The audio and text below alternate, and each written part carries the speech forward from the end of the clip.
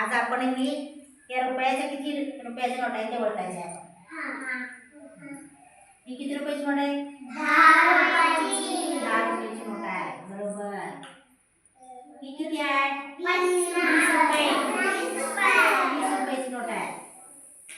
परत ही 50 रुपये. 50 रुपयाची नोट आहे. ही किती रुपयाची नोट आहे? 100 रुपये. 100 रुपयाची नोट. आता ही किती रुपयाची नोट आहे? 500 रुपयाची नोट आहे. आता ह्या नोटांचा उपयोग कशासाठी होतोय सांगा बरं? बाजारामध्ये, दुकानामध्ये आपण घेऊन जाते की नाही नोटा? पैसे घेऊन जाते. मग पैसे घेऊन गेल्यावर आपल्याला काय मिळते? वस्तू आपण घेऊन येते बाजारमध्ये जाऊन. पैसे दिल्यानंतर आपल्याला काय मिळते? वस्तू मिळतात. बाजारमध्ये दुकानामध्ये जाऊन आपण पैसे देऊन वस्तू घेऊन येतो.